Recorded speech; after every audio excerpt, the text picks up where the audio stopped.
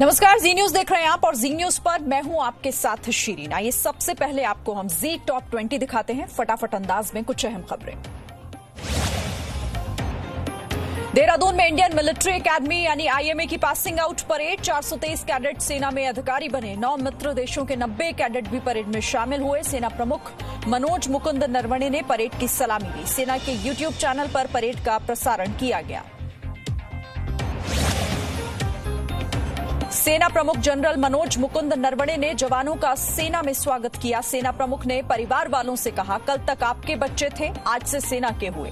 हम समझते हैं कि आपके परिवार का साथ ना होना आपके लिए कितनी बड़ी मुश्किल है। कोरोना संकट की वजह से इस बार जवानों के परिवार वाले परेड देखने के लिए शामिल नहीं हो पाए। जम्मू कश्मीर में सुरक्षा बलों को एक बार फिर बड़ी कामयाबी मिली। कुलगाम में चल रही मुठभेड़ में 2 आतंकवादी मारे गए। आतंकी एक घर में छिपे हुए थे। खुफिया सूचना के बाद सेना, सीआरपीएफ और जम्मू कश्मीर पुलिस ने इलाके में सर्च ऑपरेशन शुरू किया, जिसमें दोनों आतंकी मारे गए। फिलहाल सेना का सर्च ऑपरेशन जारी है। जम्मू कश्मीर के बांदीपोरा इलाके में आतंकी साजिश नाकाम। सेना और सीआरपीएफ की टुकड़ी को बांदीपोरा इलाके में सड़क किनारे से एक संदिग्ध सामान मिला है। आशंका जताई जा रही है कि संदिग्ध सामान को विस्फोट के लिए प्लांट किया गया था। खतरे को देखते हुए ट्रैफिक को दूसरी सड़क पर डायवर्ट किया गया। पाकिस्तान के युद्ध विराम तोड़ने के जवाब में भारत का कड़ा जवाब। उरी सेक्टर के सामने पाकिस्तान की एक पोस्ट को तबाह कर दिया गया। 2 पाकिस्तानी सैनिक भी मारे गए। कई जवानों के जख्मी होने की भी खबर। राजौरी और पुंछ में भी पाकिस्तान ने युद्ध विराम तोड़ा। रिहायशी इलाकों में गोले बरसाए। कई मकानों को नुकसान पहुंचाया। भारत चीन के बीच 5वीं बार मेजर जनरल स्तर की बातचीत हुई। लद्दाख के चुशुल में दोनों देशों के बीच बातचीत हुई। कोर कमांडर स्तर की बातचीत जल्द होने की संभावना। भारत इस बात पर जोर दे रहा है कि चीन की सेना की वापस तैनाती अप्रैल वाली पोजीशन पर हो। देश में कोरोना के मरीजों की संख्या 3 लाख के पार हुई। भारत में कोरोना के कुल मरीजों की संख्या 3,09,08 हुई। 24 घंटे में 10,956 लोग हुए संक्रमित। देश में कोरोना से मरने वालों का आंकड़ा 8,890 हुआ। 24 घंटे में 396 लोगों की गई जान। अब तक 1,47,195 लोग कोरोना से स्वस्थ हुए। देश में मरीजों का रिकवरी रेट 49.47%। देश में कोरोना के बढ़ते मामलों को देखते हुए प्रधानमंत्री मोदी एक बार फिर सभी राज्यों के मुख्यमंत्रियों से बात करेंगे। सूत्रों के मुताबिक 16 और 17 जून को वीडियो कॉन्फ्रेंसिंग के जरिए बैठक होगी। महाराष्ट्र में 24 घंटे के दौरान कोरोना से 127 मौत। कोरोना से मरने वालों की संख्या अब 3,717 हुई। 24 घंटों में 3,493 नए मामले सामने आए।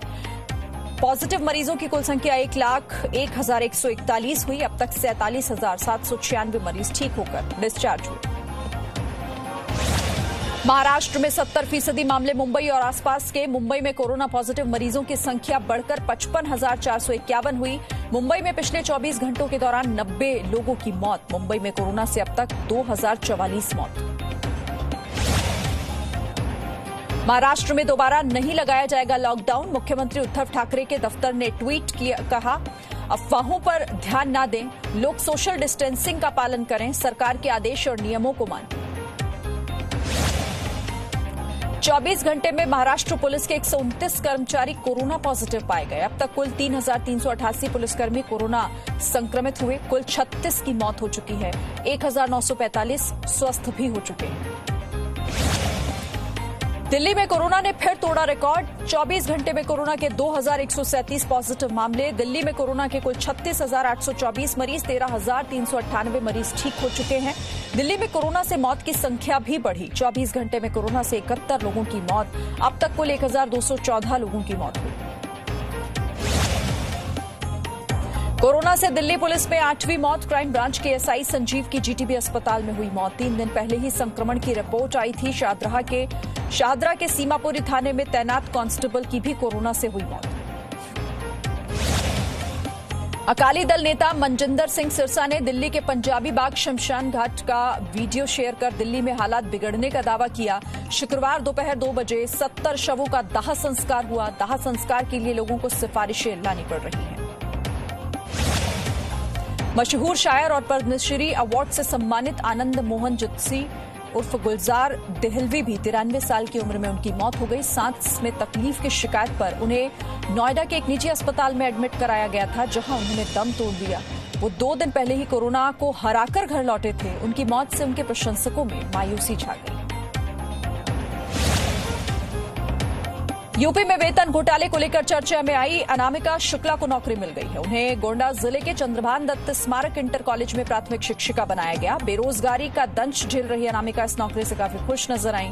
अनामिका के कागजातों का इस्तेमाल कर एक दूसरी युवती ने 25 स्कूलों में ज्वाइन कर 1 करोड़ रुपए वेतन निकाल लिया था।